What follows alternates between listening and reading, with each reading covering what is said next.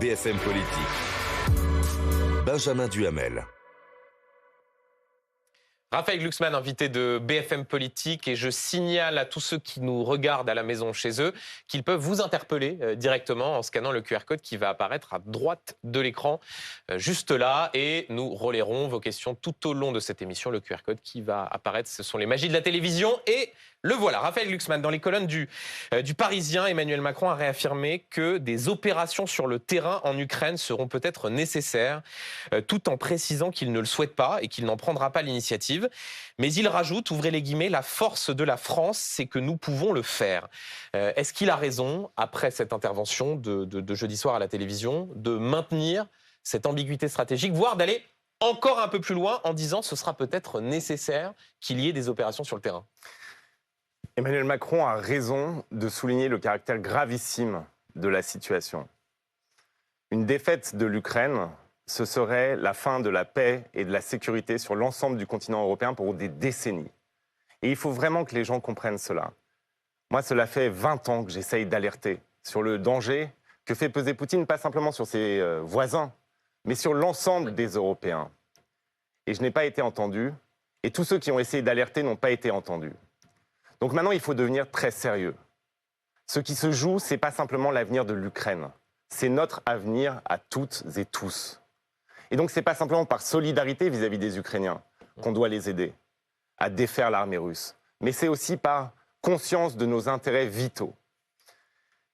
Maintenant, ce que les Ukrainiens nous demandent et ce que la situation exige de nous aujourd'hui, ce n'est pas d'envoyer des troupes sur le terrain. Personne aujourd'hui ne demande aux jeunes Français d'aller mourir pour Kiev ou pour Odessa. Mais donc il a tort de rappeler la possibilité, si la situation le rendait nécessaire, d'envoyer des troupes Il lance un débat aujourd'hui qui n'a pas lieu d'être. Et on a vu pendant 15 jours un débat français, typiquement français, qui n'a pas lieu dans les autres pays européens, sur faut-il mourir maintenant pour les Ukrainiens ou pas. C'est pas ça la question du moment. La question du moment, c'est qu'au bout de 2 ans de guerre, alors qu'on savait qu'il y avait une pénurie de munitions à l'horizon, eh bien, on n'a pas su mobiliser nos industries. Et aujourd'hui, au bout de 2 ans, eh bien, le ministre de la Défense français s'enorgueillit de pouvoir livrer 3000 obus par mois au front ukrainien, alors que les Russes en tirent 20 000 par jour. Ouais. Donc l'enjeu du moment, c'est de mobiliser notre industrie. C'est d'aller chercher les obus partout où ils se trouvent à l'échelle du monde pour empêcher cette pénurie de munitions. J'entends ce que vous dites sur les obus, mais ce qui est paradoxal, si vous me permettez, c'est que vous dites, pendant 20 ans, j'ai alerté, je n'ai pas été écouté, il faut utiliser le langage que comprend Vladimir Poutine, c'est-à-dire le langage du rapport de force. Et le langage du rapport de force, ça passe par des actes. Oui, mais sauf que là, quand Emmanuel Macron dit cela, vous dites, au fond, c'est pas le débat. C'est pas le débat aujourd'hui. Mais aujourd'hui, on voit un certain nombre de pays européens qui, les uns après les autres, commencent à dire la Pologne, la République tchèque. C'est pas le débat. Il n'a pas tort de dire ça. C'est pas le débat aujourd'hui. Ce n'est pas le débat aujourd'hui. Par contre, ce qui est le débat aujourd'hui, c'est qu'on arrive à produire les équipements nécessaires. Ce qui est le débat aujourd'hui, c'est qu'on saisisse les 206 milliards d'avoirs publics russes qui sont en ce moment gelés dans nos banques. Mais c'est un débat qui est mené en parallèle. Mais on parle aussi d'acheter par exemple des munitions hors de l'Union européenne. Il y a un travail européen qui a été fait, donc ça avance. Et c'est très bien. Et donc enfin, le président de la République française a changé de cap et a pris au sérieux la menace qui pesait sur pas simplement les Ukrainiens, mais l'ensemble des Européens. Et donc moi, là-dessus, je le félicite. Je pense que c'est très bien. Je pense que c'est très bien que la France prenne la tête d'une coalition pour fournir des équipements et pour relancer l'industrie de l'armement en Europe. Mais donc on peut faire l'un et l'autre. Oui, mais ce que je veux dire, c'est que je ne veux pas que les Françaises et les Français se trompent de débat. Je ne veux pas aujourd'hui qu'on ait une insurrection contre l'aide à l'Ukraine sur le thème « mais nous ne voulons pas faire la guerre ». Mais ce qu'on nous demande, ce n'est pas de faire la guerre. Et précisément, si on fait ce qu'on doit faire, si on avait fait déjà pendant les 2 années qui précèdent le moment où on se parle, si on avait fait ce qu'on devait faire, eh bien la première contre-offensive ukrainienne ne se serait pas arrêtée. Parce qu'elle s'est arrêtée pourquoi ? Parce que nous n'avions pas fourni les munitions, parce que nous n'avions pas fourni les missiles à longue portée, parce que nous n'avions pas fourni les chars. Mais c'est-à-dire que vous pensez qu'il n'y aura jamais besoin d'envoyer de troupes françaises au sol en Ukraine ? Je pense que si nous faisons ce que nous devons faire aujourd'hui, nous n'en aurons pas besoin. Mais vous savez, si Poutine gagne en Ukraine, qu'est-ce qui va se passer ensuite ? Il va s'arrêter ? Non. Il ne va pas s'arrêter. C'est-à-dire qu'il ira... On a pensé déjà qu'il s'arrêterait après la Moldavie, Tchétchénie. en Ensuite, on a Lettonie. pensé qu'il s'arrêterait après la Géorgie. Donc, on a mis la tête dans le sable et on l'a laissé faire. Ouais. On a pensé qu'il s'arrêterait après la Crimée et le Donbass. Eh bien, il ne s'arrêtera pas après l'Ukraine. Je peux vous le dire. Il ne s'arrêtera pas après l'Ukraine. Et nous, si jamais l'Ukraine perd, nous aurons à nous poser la question. Oui. Et c'est précisément pour éviter de se poser la question qu'il faut faire aujourd'hui tout ce qui est en notre pouvoir de faire pour que l'Ukraine gagne cette guerre. Et on va continuer à en parler, mais donc je retiens de ce que vous dites. Vous dites qu'il n'y a pas besoin, c'est un mauvais débat sur les troupes au sol, mais vous saluez je ne sais pas si on peut appeler ça un tournant, mais en tout cas la tonalité qu'utilise le président de la République depuis jeudi soir. Vous considérez que maintenant il a les mots qu'il faut. J'espère qu'il n'y aura pas de changement de cap, puisque Emmanuel Macron a changé de cap une dizaine de fois sur le conflit. J'espère qu'il n'y aura pas de changement de cap. Et je dis encore une fois, une chose. Nous avons méprisé les alertes des pays d'Europe centrale et orientale pendant des années et des années. Nous avons courtisé Vladimir Poutine et nous avons pensé qu'en étant gentils avec lui, eh bien, nous allons sauver la paix. Ce qu'il faut comprendre, c'est que face à un tyran comme Poutine, aux ambitions impérialistes comme les siennes, eh bien, ce qu'il faut faire, c'est être ferme. Et que si vous voulez la paix en Europe, vous devez être ferme. Chaque tergiversation, chaque faiblesse nous rapproche de la guerre. Donc être réellement pacifiste en ce moment, c'est tout faire pour que l'Ukraine l'emporte. Question d'Amandine Atalaya. Oui, parce qu'il y a une autre nouveauté dans le ton d'Emmanuel Macron dans son interview aux Parisiens, c'est que lorsqu'il parle de Vladimir Poutine, qui va donc être réélu ce soir, il dit que nous avons tort d'être intimidés par la Russie, qui n'est pas une grande puissance. Alors, il parle du PIB, notamment, voilà, l'économie. Il a raison de dire ça, ou bien c'est la méthode Coué? Il a raison de dire qu'il ne faut pas être tétanisé, qu'il ne faut pas être effrayé, qu'il faut rester acteur. Par contre, le PIB n'a rien à voir avec la puissance de nuisance d'un pays. La Russie a toujours eu un PIB dérisoire. Et pourtant, la Russie nous a humiliés pendant des années et s'est essuyé les pieds sur notre souveraineté. Dans l'arène internationale, il y a autre chose que le PIB. Il y a la puissance militaire, évidemment, mais il y a aussi la capacité à incarner une volonté politique. Ce que les dirigeants européens n'ont pas su faire pendant des années face à Poutine. Et donc, la Russie est forte de notre faiblesse. C'est nous qui n'intimidons plus. Si nous sommes, nous, forts, nous allons nous en sortir. Et moi, c'est le message que je veux passer et que je passe partout en France en ce moment. Il y a plus en nous que ce que nous croyons. La démocratie ne rime pas nécessairement avec la faiblesse. Et l'Europe ne rime pas nécessairement avec l'impuissance. Si on se mobilise, eh bien, franchement, on va s'en sortir. On va maintenir la paix et la sécurité sur le continent européen. Mais pour cela, il faut sortir des balivernes qui ont gouverné les pays européens pendant des décennies. Ce mythe de la fin de l'histoire, cette croyance de la paix perpétuelle. En fait, ce qu'on est en train de vivre aujourd'hui, c'est un moment décisif. C'est le moment où on se rend compte que tout ce qu'on pensait acquis, la paix, la démocratie, tout ce qu'on croyait éternel, était en fait éphémère et fragile. Et la démocratie, elle s'effondre si on ne se bat pas pour elle. La démocratie, elle s'effrite si on ne la cultive pas. Et donc, on est dans un moment comme ça, plastique de l'histoire, où on décide l'avenir des nations. Valérie Acco, je vous donne la parole dans une seconde. Je voudrais juste qu'on regarde, en ce moment, vous voyez dans le journal de Philippe Gaudin tout à l'heure, les images des élections qui ont lieu. Je voudrais aussi vous montrer ces images qui nous parviennent de la tombe d'Alexeï Navalny, des images en direct à Moscou, de rassemblements de moscovites spontanés qui viennent rendre hommage à Alexeï Navalny, cet opposant politique qui est mort dans des geôles russes en Sibérie. Question de Valérie Acco. Et s'il se mobilise aujourd'hui, c'est parce que ce soir, sans aucune surprise, Vladimir Poutine va être réélu pour la 5e fois, après une élection qui s'est déroulée sous le signe de la répression et du verrouillage. Est-ce que ce plébiscite à venir, est-ce qu'il nous fait poser quelles vont être les conséquences de ce plébiscite à venir pour la France et pour l'Europe? Aucune.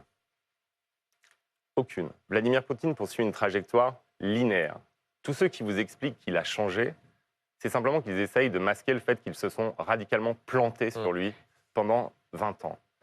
Oui, Sa trajectoire linéaire, c'est ce que dit Emmanuel Macron notamment. C'est celle d'une radicalisation permanente. Oui, parce qu'il s'est trompé. Et donc, il va vous expliquer qu'il a changé. Il n'a pas changé. Et si on avait écouté Alexeï Navalny, si on avait écouté avant lui Anna Politkovskaya, si on avait écouté les opposants russes, on aurait su d'emblée qui était Vladimir Poutine. Vladimir Poutine, c'est un agent du KGB qui n'a jamais digéré la chute du mur de Berlin et qui n'a jamais digéré la chute de l'Empire soviétique qu'il qualifie de plus grande catastrophe du XXe siècle. Et depuis sa prise du pouvoir, il n'a de cesse que d'entamer un grand révisionnisme des frontières en Europe. Qui est de vouloir, au fond, recréer l'Union soviétique. L'Union soviétique et recréer la domination de l'Union soviétique sur une partie de l'Europe. Est-ce qu'il faut que les États occidentaux, que les démocraties libérales reconnaissent l'élection de Vladimir Poutine? On entend des voix, par exemple, une députée de la majorité, Anne Jontek, qui dit qu'il ne faut pas reconnaître l'élection de Vladimir Poutine. Il ne faut pas reconnaître son élection, et d'autant plus qu'en réalité, nous, notre problème avec Vladimir Poutine, c'est les menaces qu'il fait peser sur nous. Oui. Et moi, j'ai présidé la commission sur les ingérences étrangères au Parlement européen pendant tout mon mandat. C'est moi qui ai demandé sa création au début. D'ailleurs, les gens me regardaient et me disaient « mais il est complètement malade, ce type. De quoi il parle ?»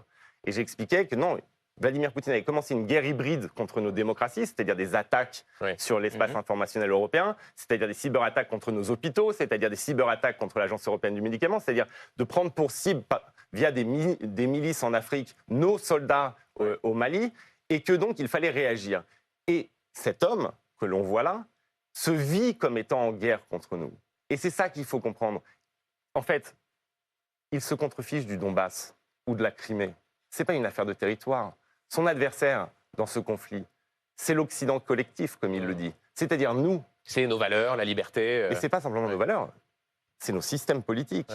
C'est nos nations. Mais alors, Raphaël Glucksmann, on parlera dans un instant de vos concurrents à gauche qui n'ont pas exactement le même discours que vous, c'est le moins qu'on puisse dire. Juste avant, je vous écoute depuis le début là, et au fond, je me pose la question de votre valeur ajoutée par rapport à la ligne portée aujourd'hui par le président de la République. J'ai entendu ce qu'il a dit jeudi soir, quand il disait si la Russie venait à gagner, la vie des Français changerait. Je vous ai écouté, c'était le 19 février, au micro d'Apolline de Malherbe, ici sur BFM TV et RMC. Vous disiez si l'Ukraine s'effondre, c'est notre sécurité qui est en jeu. Vous l'avez encore répété il y a un instant. C'est lui qui fait du Glucksmann ou c'est vous qui êtes macroniste? Au fond, comment est-ce que vous pouvez vous distinguer par rapport à la ligne qui est portée aujourd'hui, sachant que vous êtes candidat aux élections européennes et que vous appelez les Français à voter pour votre liste? Qu'est-ce que vous avez en plus sur ce sujet? Déjà, j'ai en plus la crédibilité, parce que moi, ça fait 20 ans que je le dis. J'étais en Géorgie en 2008, quand il y a eu l'invasion russe, et je le disais. J'étais en Ukraine en 2014, au moment de l'annexion de la Crimée, et je le disais. Et depuis 2022, le 24 février, je le dis. Et au fond, vous dites votez pour moi parce que je le dis depuis plus longtemps. Non, pas du tout. Au moment où Emmanuel Macron parlait de ne pas humilier la Russie, j'étais déjà en train d'expliquer que ce qu'il fallait, c'était mobiliser notre industrie de la défense, parce que cette guerre serait longue, qu'elle serait difficile, et que l'avenir de l'Europe était en jeu. Donc j'ai de mon côté la cohérence. Mais au-delà de cela, au-delà de cette cohérence, pour réellement mobiliser nos sociétés et nos nations, il faut certes relancer l'industrie, mais il faut aussi la justice sociale, la justice fiscale, faire en sorte que notre Europe soit juste mais Raphaël Glucksmann, en étant forte. Si l'Ukraine est une thématique, et la thématique des élections européennes, qu'est-ce que vous avez à dire de beaucoup plus que Valérie Ayé, Emmanuel Macron? Cohérence. Et j'ai aussi le groupe, moi, au Parlement européen pour mettre en place cette politique. Avec un chancelier social-démocrate qui prenne des cas de fer pour l'envoi de missiles longue portée. Désolé, mais c'est une élection européenne. Et donc, l'enjeu principal de cette élection, c'est quelle sera la force dominante du Parlement européen. Et pour nous, le groupe d'Emmanuel Macron, Macron est une force d'appoint au Parlement européen. C'est un groupe qui n'a même pas, dans les projections, la moitié des députés que nous avons. Donc, si vous voulez fixer un cap pour l'Europe, il faut voter pour nous. Et est-ce que vous êtes plus proche, pour que les gens comprennent bien, de la position de la France insoumise ou de la position de la majorité présidentielle? Sur l'Ukraine, c'est évident qu'il y a un gouffre qui nous sépare de la France insoumise sur la question de la guerre en Europe. Mais sur la question de la justice fiscale... Non, laissez-moi... Juste, on vous pose une question. Amandine, vous posez une question. Un gouffre, vous dites pour la France insoumise. Vous me laissez répondre. Bah oui. En fait, donc, laissez-moi répondre. Mais il n'y a pas de fossé avec la majorité présidentielle, alors? S'il y a un gouffre avec la France insoumise, il y a un fossé avec la... Sur la question de l'Ukraine, moi, je ne suis pas entré en politique pour avoir des attitudes pavloviennes et débiter des éléments de langage. Moi, je suis rentré en politique pour défendre des convictions. Et donc, quand Emmanuel Macron vient sur mes convictions sur l'Ukraine, je ne vais pas faire semblant d'être en désaccord frontal lorsqu'il dit qu'il faut livrer des missiles à la résistance ukrainienne, juste pour marquer des points dans une émission du dimanche midi. Donc moi, c'est un combat de 20 ans. Pas de mépris, donc pas de mépris pour les émissions du dimanche midi. Je vais pas changer mes positions. Raphaël Glucksmann, donc vous êtes plus proche sur ce sujet et je d'Emmanuel Macron que de la France insoumise. Voilà, alors continuons. Et je suis plus proche de la France insoumise sur la question de la fiscalité des plus riches et sur la question... Non, mais ce que ça veut dire quelque chose. Ça veut dire qu'en fait, si vous êtes de gauche pro-européen, eh bien, la seule cohérence, c'est de voter pour moi. Et si vous êtes à la fois attaché à la démocratie européenne, à la sécurité du continent européen et à la justice fiscale, et au fait que les milliardaires payent des impôts, et au fait que les super profits soient taxés lorsqu'il y a des profiteurs de guerre, eh bien, vous devez voter pour notre liste parce que vous n'avez pas à vous diviser intérieurement. Au fond, la question qu'on pose, et juste après, Valérie vous posera une question sur l'adhésion de l'Ukraine dans l'Union européenne. Est-ce que cette campagne ne montre pas qu'il y a des gauches irréconciliables sur les questions géopolitiques? Vous dites, c'est pour moi un sujet existentiel. Moi, je pense que cette campagne va permettre de trancher les lignes à gauche sur la question de la géopolitique, de l'Europe, du rapport aux dictatures, du rapport aux droits humains, du rapport à la violence politique. Mais quand par exemple, attendez, Raphaël Glucksmann, je vous soumets ce que dit François Ruffin dans Le Monde hier. La paix parfaite n'aura pas lieu. Il y aura des compromis construits sur des rapports de force avec des discussions sur les frontières. Il y a des frontières qui sont celles de 1991. Et ces frontières sont internationalement reconnues, elles étaient garanties par toutes les conventions internationales, et donc la paix, ce sera le retour aux frontières de 1991. Donc ça, c'est quoi? C'est de la naïveté, une forme de défaitisme? J'ai lu son entretien, pour tout vous dire, et honnêtement, il y a des choses qui sont assez distinctives par rapport à Jean-Luc Mélenchon dans son entretien. Mais sur cette question des frontières, c'est une erreur. Et c'est une erreur de penser. Mais c'est une erreur de penser au-delà de ça. C'est une erreur de penser que c'est une affaire de frontières. Ce n'est pas une affaire de frontières. Vladimir Poutine ne fait pas la guerre pour le Donbass. Et ça, il va falloir que les gens l'intègrent. Et par ailleurs, oui, il y a une divergence profonde. Et moi, je ne me reconnais réconciliable absolument pas. Mais sur ce sujet-là, il y a une divergence profonde qu'on doit trancher. Et donc, c'est les électrices et les électeurs qui vont trancher. Et vous pourrez un jour gouverner avec eux. Et moi, je vais vous dire une chose. Vous pourrez un jour gouverner avec eux. Vous êtes soutenu par un parti, le Parti Socialiste, qui dit qu'il faut un candidat unique en 2027. Je suis pour que la gauche se rassemble. Mais elle ne se rassemblera pas sur la ligne de Jean-Luc Mélenchon. Je vous le dis. Elle ne se rassemblera pas sur une ligne anti-européenne. Vous pourriez travailler avec des gens qui tiennent ces positions-là? Mais alors là, si vous avez lu l'interview de François Ruffin, vous avez sorti la phrase sur les frontières. Je peux vous citer Manon Aubry qui dit qu'il vaut mieux un cessez-le-feu et un référendum qu'une guerre nucléaire. Il vaut mieux, pardon? Un cessez-le-feu et un référendum qu'une guerre nucléaire. Oui, enfin, il vaut mieux respecter le droit international et il vaut mieux que la Russie perde. Et il n'y aura pas de guerre nucléaire. Et que la seule manière, mais ça c'est quelque chose, c'est une discussion de fond en fait, et qui date depuis extrêmement longtemps. Parce que il y a une grande partie à gauche, mais beaucoup plus encore à droite, des élites françaises qui ont été contaminées par le poutino-pacifisme. Et on les retrouve même au centre.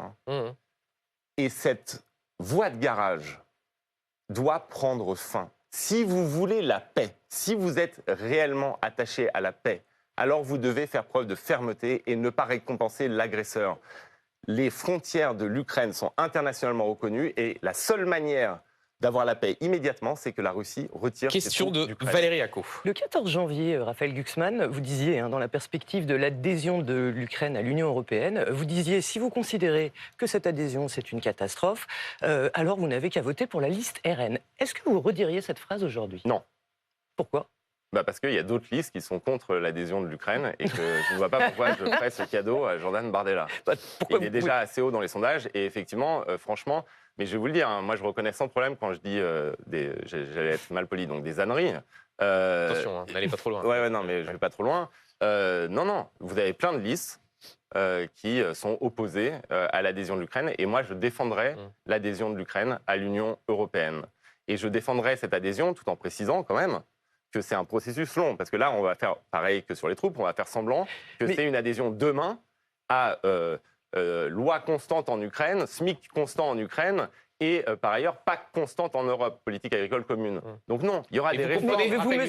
Que ceux qui nous regardent là se disent, au fond, l'agriculteur qui ne veut pas du poulet ukrainien, le salarié français qui voit les niveaux de salaire, se dit, une fois encore, Raphaël Glucksmann, il fait des grandes tirades sur la liberté, sur la nécessité de lutter contre le poutinisme, mais les sujets concrets des Français, ça n'intéresse pas.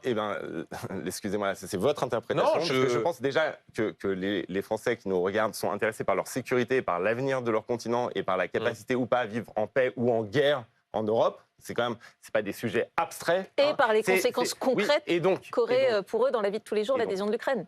Et donc, une adhésion de l'Ukraine, ça suppose quoi? Ça suppose exactement ce qu'on défend, nous. Contrairement à tous ceux qui sont des défenseurs, porte-parole autoproclamés de la colère des agriculteurs. Nous, on défend une réforme de la politique agricole commune. Parce qu'aujourd'hui, la politique agricole commune, elle est profondément injuste. 80% des subventions vont à 20% des exploitations. Et pourquoi c'est comme ça? Parce qu'en réalité, c'est fondé sur la taille des exploitations à l'hectare et c'est fondé aussi sur le niveau de production. Donc en fait, les grandes exploitations céréalières de la Beauce vont capter l'ensemble des subventions et les éleveurs qui travaillent 70 heures par semaine pour toucher 700 € par mois, eux, eh bien, ils sont complètement oubliés par les subventions européennes. Donc nous proposons une réforme de la politique agricole commune. Et si nous faisons la réforme que nous proposons en fondant sur l'emploi et sur l'utilité écologique, l'entrée de l'Ukraine ne sera pas une catastrophe pour les agriculteurs parce que la manière dont est structurée l'agriculture ukrainienne bénéficierait à fond de la PAC telle qu'elle est aujourd'hui, mais pas telle que nous la proposons. Et donc les réformes qui sont nécessaires pour que l'entrée de l'Ukraine ne heurte pas les intérêts des Français, eh bien ces réformes, elles sont de toute façon nécessaires. La politique agricole commune actuelle maintient 50% des agriculteurs dans la misère et nous la combattons, contrairement à la majorité présidentielle. Vous vouliez un exemple de différence, contrairement à la droite et contrairement à l'extrême droite qui la soutiennent. Raphaël Glucksmann, tête de liste aux Européennes, Parti Socialiste Place Publique, invité de BFM Politique. Raphaël Glucksmann, juste avant de continuer notre entretien, une question de téléspectateur. Voilà ce que vous demande Michel. Marie Toussaint, la candidate écologiste, ne veut pas participer au débat de CNews et vous invite à faire de même. Qu'est-ce que vous lui répondez? Je lui réponds qu'elle a raison. Que CNews n'est pas une chaîne d'information comme une autre, c'est une chaîne d'opinion qui promeut des thématiques d'extrême droite et que donc je ne compte pas m'y rendre. Donc vous n'irez pas Non. au débat de CNews qui est organisé le 30 mai. Oui. Et est-ce que vous appelez les autres candidats de gauche à ne pas y aller? Je vous donne ma position, oui. Chacun fait ce qu'il veut, mais il me semble que ce serait cautionner une chaîne qui promeut une idéologie que je juge, moi, extrêmement dangereuse. Et c'est pas. Vous considérez que c'est une chaîne d'extrême droite, comme l'avait dit Pape Ndiaye, le ministre de l'Éducation nationale? C'est une chaîne qui promeut consciamment, qui a un agenda idéologique, et que cette idéologie, moi, je la combats. Mais comment est-ce qu'il y a de la pluralité si les gens de gauche ne veulent plus y aller? Mais c'est, vous savez, il y aura plein de débats. C'est un geste qui... Sur cette chaîne d'ailleurs, le 27 mai. Qui revient à cautionner cette idéologie-là. Moi, je ne sais pas quelle est l'idéologie qui est derrière BFM. Je n'arrive pas à savoir. Je regarde. C'est de faire notre travail. Voilà, non, mais ce que je veux dire, c'est oui, non, mais peut-être qu'on ne pense pas du tout la même chose et ça ne me pose aucun problème. Moi, je suis pour le pluralisme. Simplement, c'est une chaîne qui a été condamnée par la justice, qui a fabriqué Éric Zemmour. Enfin, je veux dire, c'est pas mais anodin. c'est une chaîne qui a des téléspectateurs. Bien sûr, ces téléspectateurs, vous ne souhaitez pas leur parler? Simplement, moi, je ne vais pas faire la démarche d'aller cautionner une idéologie que je juge dangereuse. Donc c'est pas, pardon, un peu de sectarisme de ne pas vouloir aller sur cette chaîne? Non, c'est pas du sectarisme. Regardez, je suis convaincu d'ailleurs qu'on ne pense pas tout à fait la même chose. Je suis convaincu aussi que je peux aller sans problème débattre sur des chaînes de droite sans aucune forme de problème. Vous pouvez donner des interviews au Figaro? Je peux tout à fait donner des interviews au Figaro. Et je peux tout à fait d'ailleurs avoir une discussion ouverte avec des gens qui sont en totale contradiction avec moi, y compris avoir un débat avec le Rassemblement national ne me pose pas de questions puisqu'il y a une forme de pluralisme démocratique qui doit s'exercer simplement. CNews, c'est un instrument à des fins idéologiques. Et c'est une croisade culturelle, politique, idéologique. Et que moi, je ne me vois pas cautionner ça. Juste, si je vais au bout de votre logique, vous considérez qu'il faudrait, comme certains le demandent, que la fréquence soit retirée de cette chaîne ? Parce qu'il y a une renégociation des fréquences l'année prochaine? C'est le débat aujourd'hui. Moi, j'ai répondu à votre question. Je me pencherai sur ce dossier plus tard. Question de Valérie Acco sur ce qui s'est passé cette semaine à Sciences Po. Et oui, la semaine passée à Sciences Po, où vous avez d'ailleurs été étudiant à Sciences Po, et à l'occasion d'une manifestation pour Gaza, une étudiante juive a été interdite de pénétrer, momentanément en tout cas, dans un amphithéâtre. Est-ce que, selon vous, il y a un problème d'antisémitisme à l'heure actuelle à Sciences Po? Il y a un problème sur cet événement, en tout cas, grave. Et moi, je veux apporter mon soutien à cette étudiante, aux étudiants de l'UEJF, et dire une chose, c'est que la mobilisation pour dénoncer les crimes commis à Gaza est parfaitement légitime, mais elle doit avoir lieu dans le respect absolu du pluralisme démocratique dont je viens de parler et du respect des opinions contradictoires, et surtout, dans le refus intégral d'exclure une étudiante ou un étudiant parce qu'il appartiendrait à l'UEJF, vous vous rendez compte? Et vous pensez Donc que c'est là, un fait isolé ou que c'est une dérive plus générale, Je pense soit qu'il y du a- monde universitaire, soit d'une partie de la cause pro-palestinienne qui parfois confond cette cause Moi- légitime et le fait Moi, mon d'avoir rôle- une forme d'ambiguïté vis-à-vis de l'antisémitisme? C'est Moi, mon rôle, c'est de mettre une frontière étanche. Je veux dire, qu'on soit révolté par ce qui se passe à Gaza, qu'on soit révolté par la politique de Netanyahou, qu'on soit va en parler révolté dans un par la instant. colonisation, c'est plus que légitime. Je pense que c'est un sentiment juste. Et est-ce qu'on peut être Mais anti-sioniste sans être antisémite? on peut être anti-Netanyahou, on peut être anti-gouvernement israélien, oui, sans être antisémite. Ça, je mais peux pas vous tout à fait garantir. la Et question. antisioniste. On a entendu certains On peut- étudiants se revendiquer comme étant antisionistes. Est-ce qu'on peut être Alors, antisioniste? est-ce que c'est antisioniste, c'est nier l'existence de l'État d'Israël, ou être antisioniste, c'est être anti une politique sioniste jugée une politique colonialiste et tout ça. Ça, c'est pas l'enjeu là. L'enjeu là, c'est la frontière étanche entre soutien à la Palestine, soutien aux civils qui meurent à Gaza au moment où on se parle, et refus absolu, radical. Oui, mais beaucoup disent de l'antisémitisme. l'antisionisme est le faux-nez de l'antisémitisme. Et en fait, Il l'est parfois. Hmm. Ça, c'est une évidence absolue. Il l'est parfois. Mais je veux dire, on ne va pas non plus mettre sous le boisseau la critique légitime et un mouvement de solidarité légitime avec le peuple palestinien, et une critique légitime du gouvernement d'extrême droite israélien sur le thème, attention, ça serait antisémite. Non, ce n'est pas antisémite de dire que Netanyahou se conduit comme un criminel. Et justement, Raphaël Glucksmann, Ce qui est antisémite, c'est de s'en prendre à une étudiante de l'UEJF. Et là, par contre, on franchit le Rubicon. on va parler dans un instant de la situation à Gaza. Juste avant, il était aussi question d'une certaine façon de liberté d'expression à travers ce qui s'est passé à Sciences Po, de respect des principes de la République. Sur la liberté d'expression, je voudrais vous montrer ce dessin. Il est signé Coco, dessinatrice pour Libération, dessin qui a valu à son autrice, rescapée de l'attentat de Charlie Hebdo, des menaces de mort. Voilà, on voit ce dessin, Ramadan à Gaza, début d'un mois de jeûne, pas avant le coucher de soleil, un dessin qui évidemment se moque de la religion, dénonce ce qui est en train de se passer à Gaza, sauf que certains ne l'ont pas compris comme ça. Sophia Chikirou, députée insoumise, a réagi sur X. Vous n'aurez pas notre haine, mais vous la méritez. Est-ce qu'il mérite la haine, ce dessin? C'est totalement irresponsable comme tweet. Et c'est dangereux. Donc non, évidemment pas. Il ne mérite pas la haine, ce dessin en plus. Enfin, la manière dont moi je lis le dessin, mais au-delà de ça, franchement, c'est pas ce qui compte. Mais la manière dont je lis le dessin, c'est que c'est l'inverse. C'est une dénonciation de la famine à Gaza. Donc en fait, c'est une dénonciation du blocus de l'aide et du fait que des gens meurent de faim au moment où on se parle à Gaza. Mais enfin, au-delà de ça, je veux dire, on a trop vu en France ce que coûtaient des menaces de mort et ce qu'impliquaient des menaces de mort contre des caricaturistes. Et donc, on doit être totalement dans la dénonciation de ces menaces, totalement dans le soutien à Coco et dans la liberté d'expression. Là, en plus, je veux dire, franchement, quand on regarde le dessin, on peut le trouver de mauvais goût, mais encore une fois, oui, il y a un contresens qui est fait en plus. Il y a un contresens total. C'est-à-dire que là, la dénonciation, c'est la dénonciation de la famine qui frappe, au moment où on se parle, les civils palestiniens. Et donc vous dites c'est irresponsable, ce genre de réaction en disant vous n'aurez pas notre haine, mais vous la méritez. C'est totalement irresponsable. Question d'Amandine Atalaya sur la situation à Gaza.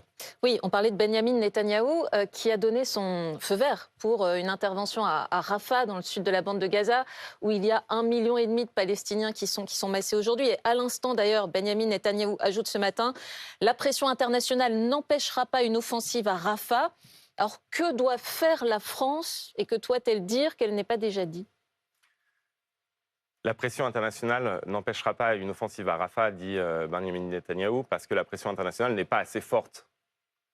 Et il y a une chose qu'on peut faire. Parce que là, de quoi on parle? On parle de 1,5 million civils qui, pour beaucoup d'entre eux, sont partis du nord de la bande de Gaza qui a été complètement rasée pour se réfugier à Rafah et qui se retrouvent pris au piège. Et donc, il faut empêcher cette offensive. Et on a des moyens de pression que nous n'utilisons pas au moment où je vous parle. Moi, je vais prendre un exemple. L'Union européenne a un accord d'association avec Israël. Cet accord d'association a une clause des droits humains. Il faut activer cette clause des droits humains. Donc il faut suspendre et donc suspendre l'accord d'association. Suspendre l'accord d'association jusqu'à ce qu'il y ait un cessez-le-feu. Oui. On a voté au Parlement européen sur cette question. On a perdu à 20 voix sur l'amendement que je portais. Mais il faut envoyer un signal beaucoup plus ferme qu'aujourd'hui. Oui. Évidemment que M. Netanyahou ne cédera pas tant qu'on n'utilise même pas les moyens de pression qui sont à notre disposition et qui sont très facilement activables. Vous parlez donc le message qu'envoie l'Union européenne, les dirigeants européens aujourd'hui, est trop faible. C'est qu'en réalité, ils ne sont pas sérieux, ils n'appuient pas leurs mots. Vous trouvez la France indigne sur ce dossier ? Je trouve que la France devrait faire beaucoup plus à l'échelle européenne et utiliser justement l'Union européenne comme une caisse de résonance parce qu'il y a quand on est ensemble européens, il y a des moyens de pression. Et Raphaël Glucksmann, dans ce débat, les mots sont importants. Chez nos confrères de Quotidien, vous avez parlé d'un carnage, mais vous avez refusé d'utiliser le mot génocide qui est utilisé par vos concurrents, notamment à gauche. Et d'ailleurs, Rima Hassan, la militante franco-palestinienne, qui est sur la liste de la France Insoumise, vous a reproché de ne pas utiliser ce terme. Voilà ce qu'elle dit. Il aurait très bien pu le faire en étant factuel et en citant les procédures devant la Cour pénale internationale et la Cour internationale de justice. Il ne le fait pas. C'est là que je considère que sa posture n'est pas prudente, mais idéologique et électoraliste. Mais écoutez, je me suis mobilisé pendant 10 ans de guerre en Ukraine. Et même après Boutcha, je n'ai pas utilisé le terme de génocide pour l'Ukraine. Je me suis mobilisé pendant 12 ans sur la Syrie, 500 000 morts. Et je n'ai pas utilisé le terme de génocide. C'était idéologique, là, contre Bachar el-Assad, de ne pas utiliser ce terme. Mais elle dit que c'est électoraliste de ne pas vouloir utiliser ce terme. Qu'est-ce qu'elle veut dire par là ? Franchement, j'en sais rien, vous lui demanderez, ça ne m'intéresse pas ce qu'elle peut raconter, mais... Vous n'y voyez pas un sous-entendu ? La chose que je veux dire, c'est qu'en fait, moi, j'emploie le terme de génocide avec une parcimonie extrême et je fais extrêmement attention à la manière dont on emploie ce terme. Sans doute est-ce lié au fait que j'ai commencé ma vie d'adulte dans les fosses communes du Rwanda avec un travail de plusieurs années sur l'extermination totale des Tutsis du Rwanda, où on allait tuer depuis le nourrisson jusqu'au vieillard dans les maisons, dans les marais et dans les églises. Et que donc je fais très attention. Mais quand on n'emploie pas le terme de génocide, ça ne veut pas dire qu'on ne se bat pas pour mettre fin aux crimes qui sont commis. Et même sur la question des Ouïghours, personne ne parlait des Ouïghours, d'accord ?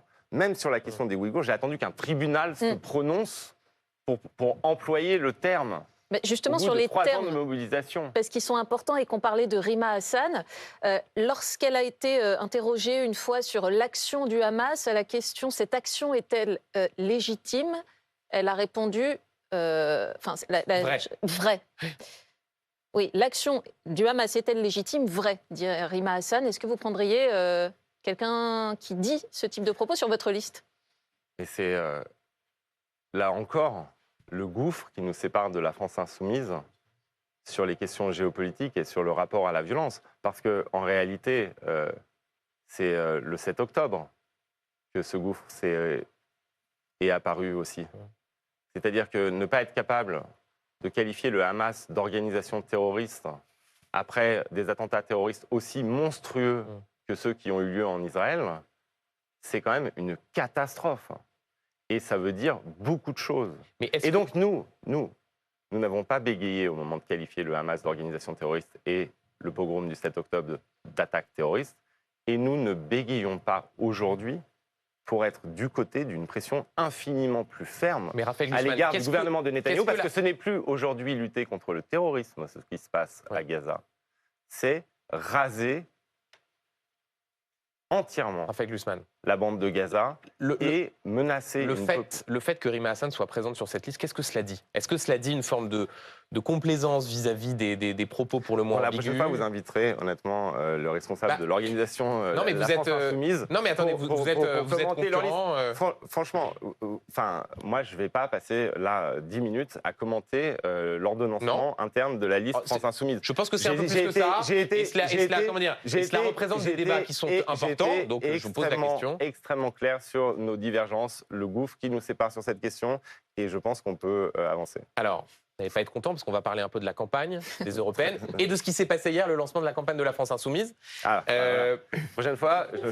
Non, mais attendez, j'ai un nouveau taf. C'est un sujet important. C'est commentateur des meetings. Et donc, non, pas du tout. Vous êtes candidat et donc il y a des concurrents. Les couleurs étaient belles. Et par ailleurs, ça peut permettre de parler de votre campagne. Jean-Luc Mélenchon est 80e sur la liste insoumise. Est-ce que c'est une bonne nouvelle pour eux, donc une mauvaise pour vous, parce que cela donne de la force à leur campagne, ou est-ce qu'au contraire, il y a une forme de clarification à gauche entre eux et vous, de ce point de vue-là? Moi, je suis pour la clarté.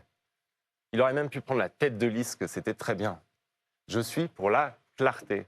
Je suis pour qu'on tranche ce qui nous sépare. Mais je suis aussi pour vous dire une chose. Nous, on n'est pas là pour participer à un match à gauche, là. Enfin, nous, on est là pour participer à un débat avec... D'un côté, la liste Renaissance qui promeut une forme de continuité des politiques européennes qui nous semblent profondément injustes dans plusieurs aspects, et avec la liste qui est aujourd'hui en tête et qui est le Rassemblement national. Et donc, je ne vais pas, moi, m'installer dans un match à gauche, là. C'est pas donc, ça c'est-à-dire, vous dites votre concurrent, c'est Renaissance. Aujourd'hui, ils sont à peu près à plus de 10 points au-dessus de vous. Ça dépend des sondages. Un peu moins parfois. Le dernier du monde, c'est effectivement 8 ou 9 points. Est-ce que vous pouvez encore les dépasser? Ou 6,5, mais c'est pas grave. Alors, ça dépend desquels. Il y en a où l'écart est un peu plus grand. C'était celui du monde, mais c'est pas la question. Ouais. Est-ce que vous pouvez encore leur passer devant? Est-ce que vous avez fixé comme objectif de passer devant la majorité présidentielle? Je suis vraiment le pire invité, en fait, je pense. Pourquoi?